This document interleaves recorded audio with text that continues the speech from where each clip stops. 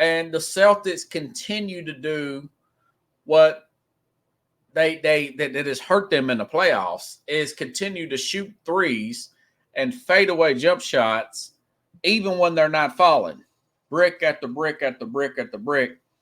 And this coach here, who's still very young, with 34, 35 years old, not calling a timeout.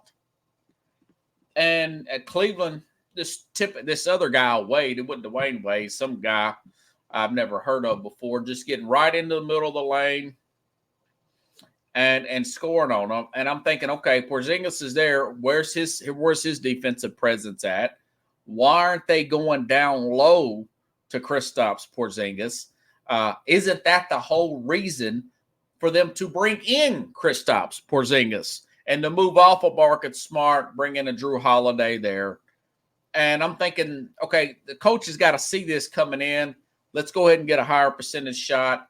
Let's stop the one-on-one basketball here. Tatum or whatever, go down and shoot a fadeaway. And the timeout never happened, until it got too late and they're down in crunch time. Not so concerned about the failed challenge call or whatever, or the overturned foul call. Should have never got to that point then without Donovan Mitchell.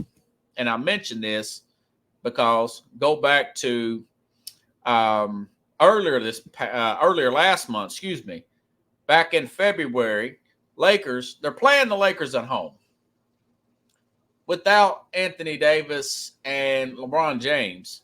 Okay. Should have been a blowout game. They messed around and lost that game. Never really showed any injury or any energy, no pride. So I wanted to make sure that my eyes were not deceiving me with this Celtics team. Is it what I'm seeing? So I went back and looked up, all right, how many times what do they rank in free throw attempts in the NBA? And of course, 21st in the NBA. 21st in the NBA. Now, I noticed that you get teams like Denver's 28, but the Joker, watching him here recently, and I know they lost last night, but they're in their little winning streak. When they're against a favorable opponent that they know they're probably going to run into in the playoffs, Joker will get that ball inside. If Murray's not hitting from outside off that little two-man screen game, or Michael Porter Jr., who loves to shoot that corner shot there, that's not Joker just take it to the rim. Or he'll dish it off and get somebody else a in the paint type of easy layup, or something at the rim that will be able to cause a foul. And you get none of that from Boston. You're getting none of that from Boston. 21st in the league in free throw attempts. They're a jump shooting team. You just cannot be a air quote jump shooting team and win championships. I understand the greatness of a Golden State team that is really defeated that narrative. But I also remember the 2002 Sacramento King team that really depended on that shot, and just simply. Golden State can get the ball to the rim when needed, even with a Steph Curry, a Draymond, cutters inside. It's a lot of stuff. Moody, Bogut, those guys tipping the ball in. Those are the glamour shots you don't see.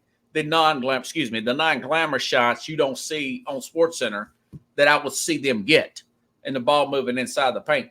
That's still what you're not seeing with Boston, And, of course, just like I thought, they're the number one team in three-point attempts per game. And the problem with that is that they don't get away from it. So you saw that earlier, that last month with the Lakers.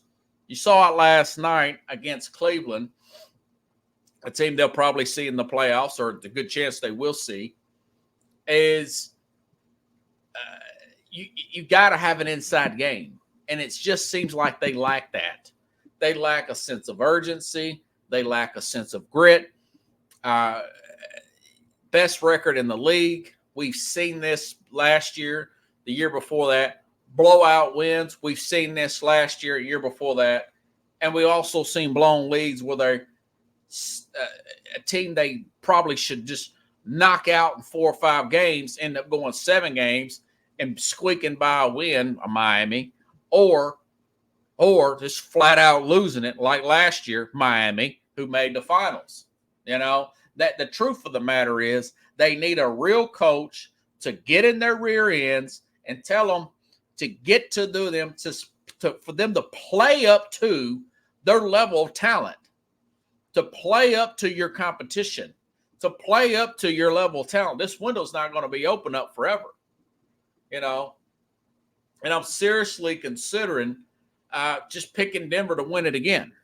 You know, I picked Denver to play them in the finals, them to beat Denver because of the Porzingis. But Porzingis is there, and he's playing away from the basket. What's the sense in bringing this guy in there for?